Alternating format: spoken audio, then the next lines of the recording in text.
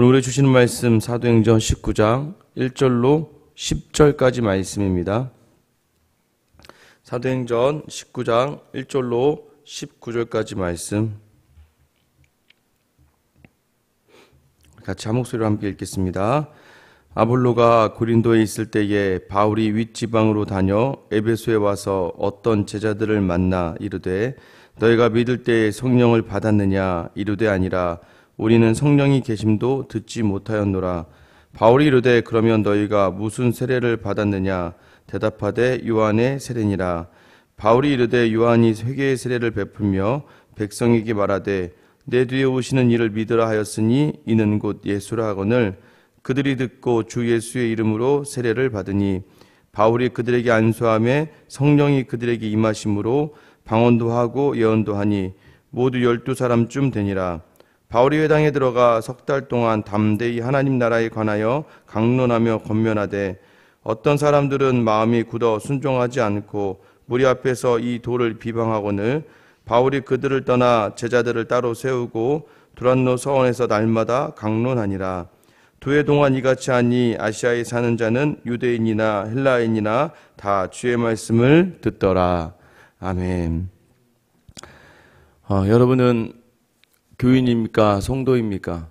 교회에 다니면 교인이죠. 그러나 교회 다닌다고 해서 다 성도는 아닙니다. 봉사를 하고 있다고 해서도 다 성도도 아니고 기도를 많이 한다고 해서도 다 성도는 아닙니다. 성도가 되기 위해서는 성령을 받아야 돼요. 성령을 받지 않고서는 자신을 성도라 하면 안 됩니다. 그럼 성도라고 하는 삶이 어떠한 삶인가?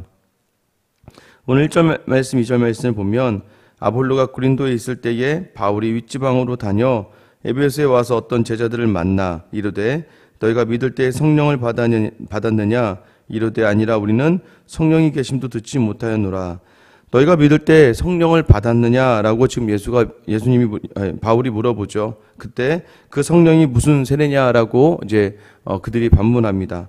그들은 세례에 대해서 듣지도 못했고 그들은 딱 3절 말씀에 보면 요한의 세례까지다라고 이야기합니다. 그러니까 죄사함의 세계, 그러니까 물로 주는 세례를 받았다라고 이야기해요. 바울이 그들에게 너희가 정말 예수 그리스도의 세례를 받지 못하였다라고 이야기하면서 아마 이 요한의 세례를 받은 이 제자들은 1절 시작할 때 아볼로가 고린도에 있을 때에 라고 이야기하는 것을 보아선 아마 아볼로의 제자들일 것이다 라고 생각을 합니다. 왜냐하면 아볼로가 이집트에 있는 알렉산드리아에 있을 때 그때 그도 요한의 세례까지만 딱 배우고 요한의 세례까지라는 얘기가 뭐냐면 예수 그리스도가 오셨다. 지금 나와 함께 이 땅에 계신다.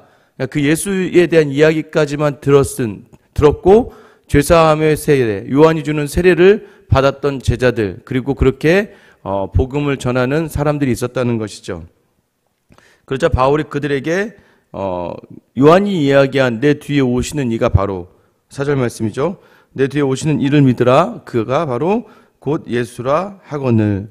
그래서 5절에 그들이 예수의 이름으로 세례를 받습니다. 예수님의 이름으로 세례를 받고 6절에 보면 바울이 그들에게 안수하자 성령이 그들에게 임하심으로 방언도 하고 예언도 하였다라고 이야기합니다.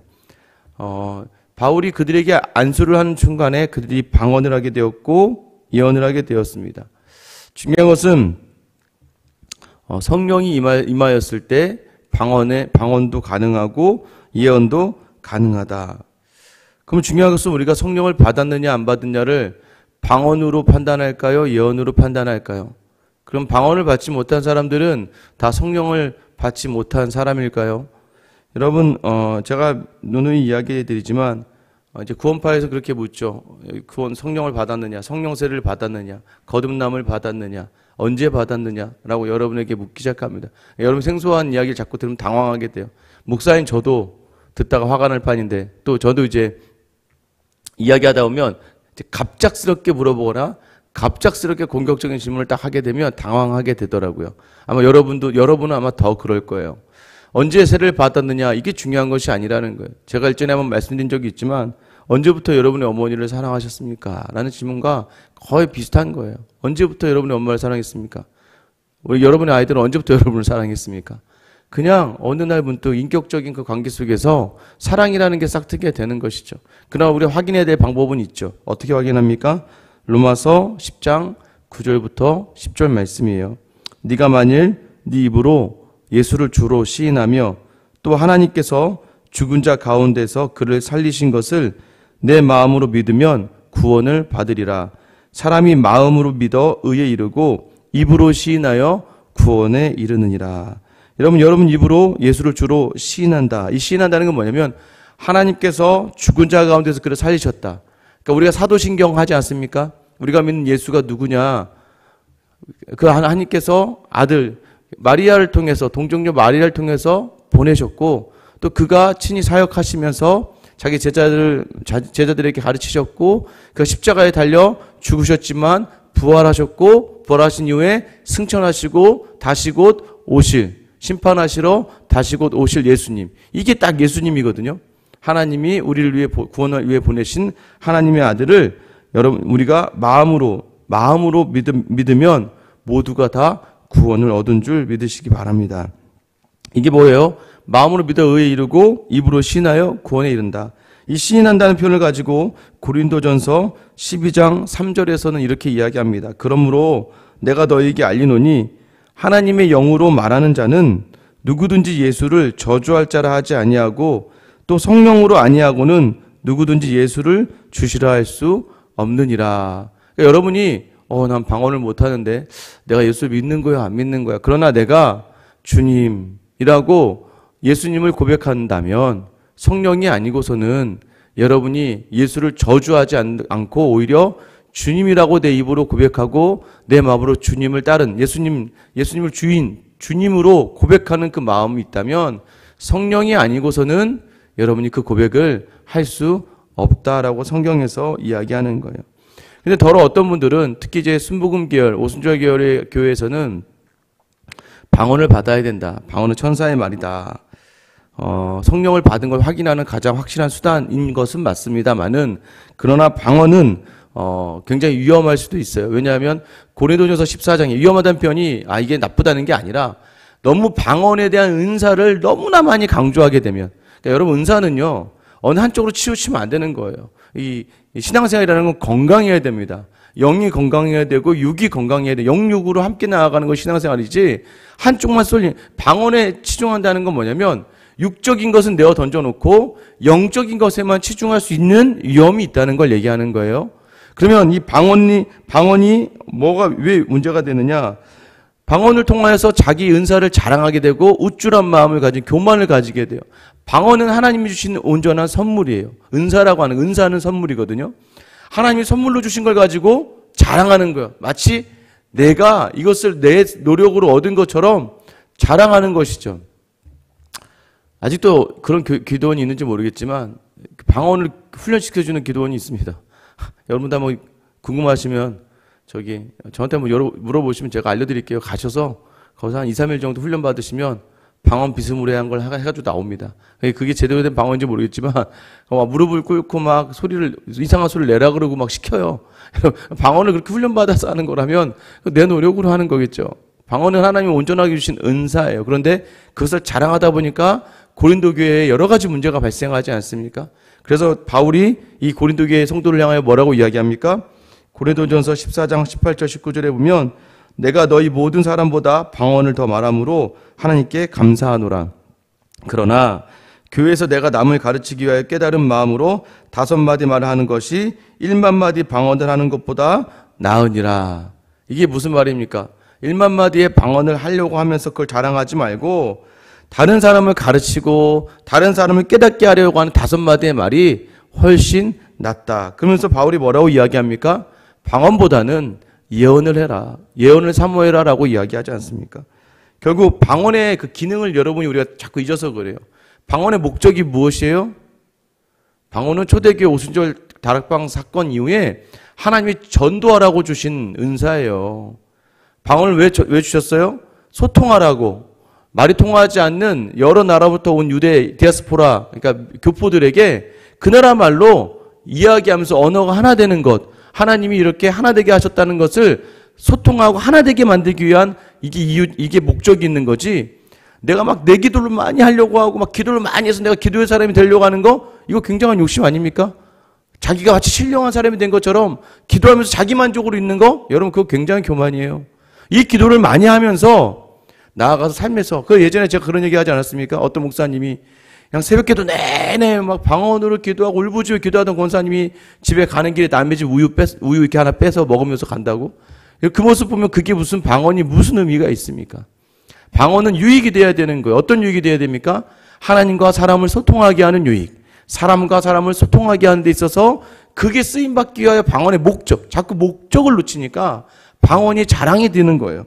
그래서 방언을 하지 말라는 게 아니라 제가 어렸을 때 저는 하도 어머니를 쫓아다녀서 이것저것 기도원을 다니다 보니까 방언하는 분들이 되게 무서웠습니다.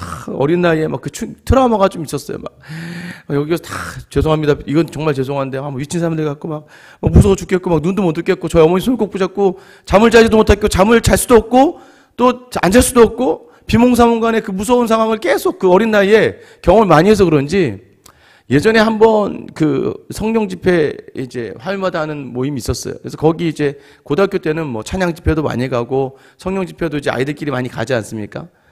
가서 이제 어떤 분이 오시더니 저한테 그 방언을 받겠냐 그러시더라고요. 아마 그분은 방언 개통의 은사가 있으신 분 같았어요.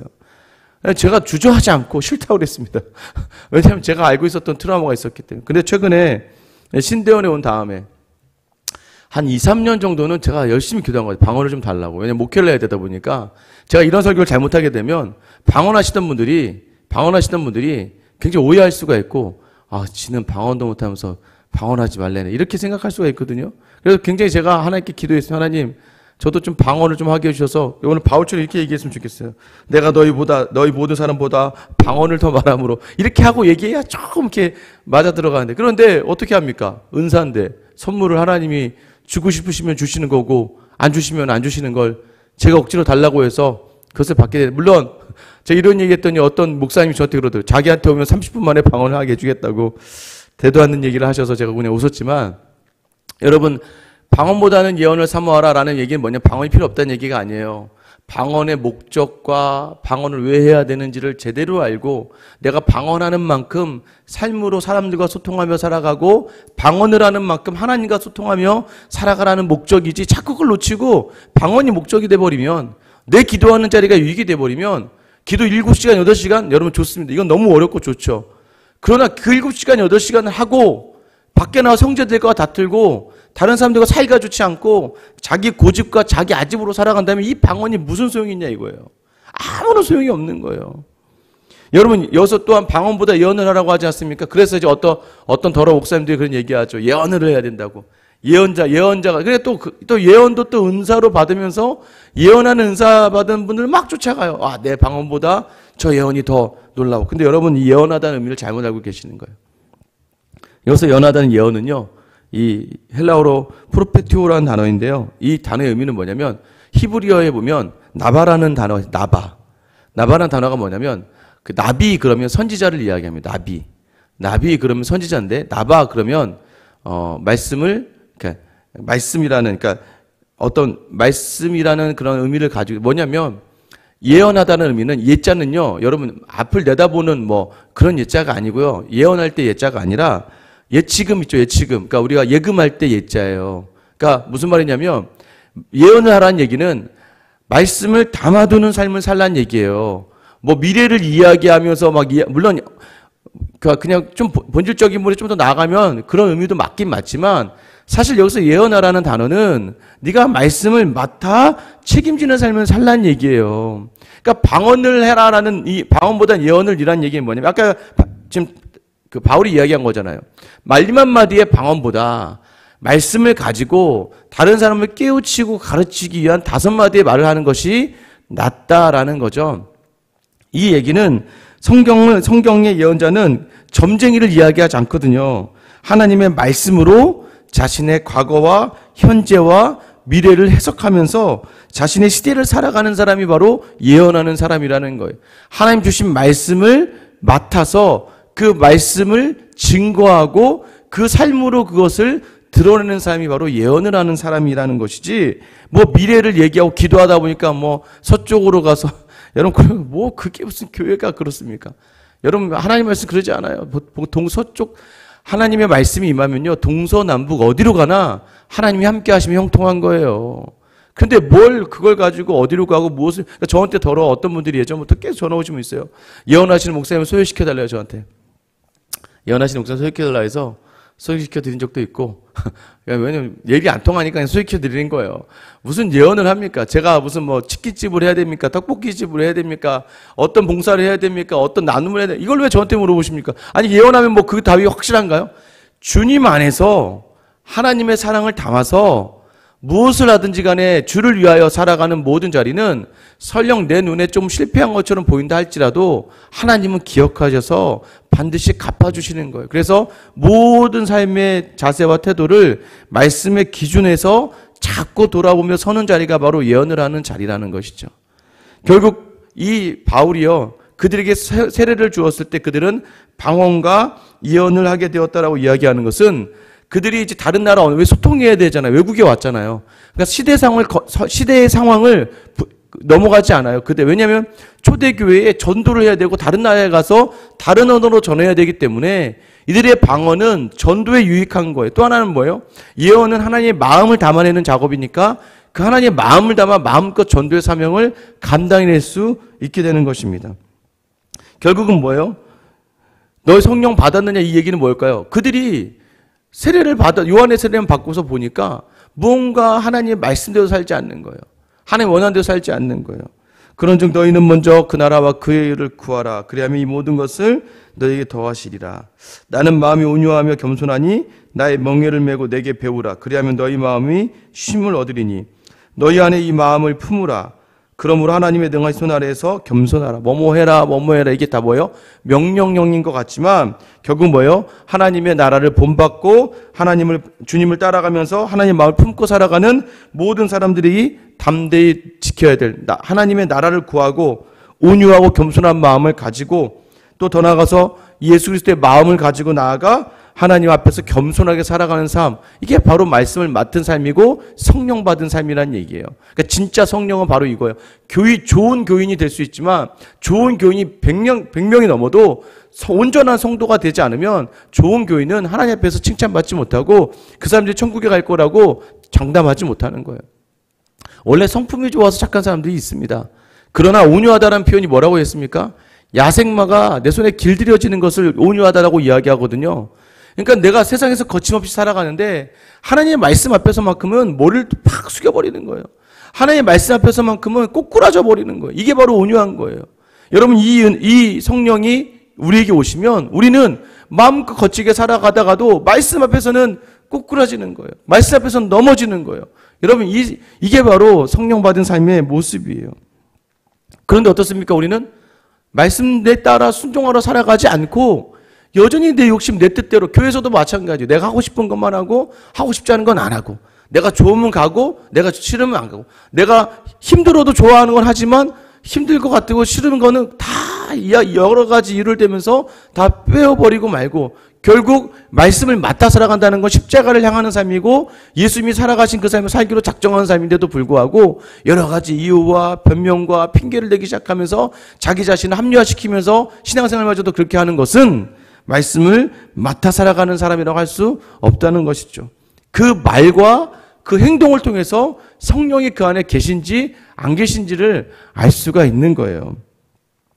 8절 9절 말씀 보세요. 바울이 회당에 들어가 석 달 동안 담대히 하나님 나라에 관하여 강론하며 권면하되 어떤 사람들은 마음이 굳어 순종하지 않고 무리 앞에서 이도를 비방하거늘 바울이 그들을 떠나 제자들을 따로 세우고 두란노 성원에서 날마다 강론하니라. 결국 성령과 함께하지 않는 사람과 성령이 함께하시는 사람을 딱 거여서 나누는 구분이 무엇입니까? 어떤 사람들은 마음이 굳어 순종하지 않고예요. 성령을 받지 못한 사람, 성령을 따르지 않는 사람의 특징은 마음이 굳어서 말씀에 순종하지 않는 거예요. 그러나 성령의 사람 어떻습니까? 내 마음이 어렵고 힘들어도 그 말씀 따라가는 거예요. 그 말씀에 서기 위해 노력하는 거예요. 고통스럽고 아프고 때로는 비굴해 보이기도 하고 때로는 연약해 보이기도 하고 때로는 너무나 고난과 박해가 있고 수치가 있는 그 말씀의 자리에 서는 것, 그때 하나님께서 그의 마음 안에 하나님의 마음을 주시는 거예요. 유연한 마음, 하나님의 마음이 담기기 위하여 성령을 받은 사람에게 하나님의 말씀을 주어서 그를 부드러운 사람으로 만들어내는 거예요. 그러니 여러분, 하나님의 사람은요, 이 땅을 살아가면서 모든 사람을 향하여 안타까운 심정과 사랑의 마음을 가지고, 그래서 결국에 바울이 이야기하던 마지막의 은사, 사랑으로 모든 걸 덮는 거예요. 사랑으로 허다한 죄를 다 덮고, 사랑으로 허물을 덮고, 사랑으로 더 나아가서 모든을 품을 수 있는 사람. 여러분, 마음으로 간절하게 나오니까 확실하게 나누어질 수 있는 거예요. 마음은 부드럽고, 부드러워져야 더 섬기고 나눌 수 있는 거예요. 그래서 그리스도의 마음이 담겨진 사람은 결국 그 성령이 함께 하시는 사람이에요. 여러분 안에 성령이 있습니까? 여러분 성도입니까? 여러분, 그럼 여러분 안에 성령의 음성에 민감하게 반응할 수 있어야 됩니다. 하나님이 내게 주신 말씀의 그 자리를 찾아갈 수 있어야 되는 거예요. 오늘 하루의 자리에서도 여러분 어떻게 하셔야 돼요? 여러분에게 원하시는 하나님의 자리가 있다는 거예요. 여러분 성령의 음성에 민감하게 반응하시며 오늘 어떠한 것을 하셔도 좋다니까요. 하나님 때문에 하는 것이고 예수 그리스도를 담아내려 하는 것이라면 이걸 해도 안 해도 다, 그러니 모든 것이 가하다라고 이야기하는 바울의 이야기는 네가 예수 안에서 하려고 하는 것이라면 무엇을 해도 된다는 거예요. 그러나 네가 네 생각으로 하려고 하는 것이라면 무엇을 해도 안 된다라고 이야기하는 거예요. 너의 유익과 너의 만족을 채우려고 하는 자리는 무엇이든 안 된다는 것이죠. 오늘 다시 한번 여러분에게 이 말씀이 질문합니다. 너희가 믿을 때 성령이 있느냐? 너희 안에 성령이 있느냐? 오늘 여러분 안에 하나님의 성령이, 예수 그리스도의 성령이 오늘 여러분을 하나님이 원하시는 자리, 말씀을 담아내며 마음껏 하나님 주신 자리로 나아갈 수 있는 그 은혜의 자리가 있기를 예수님의 이름으로 축원합니다.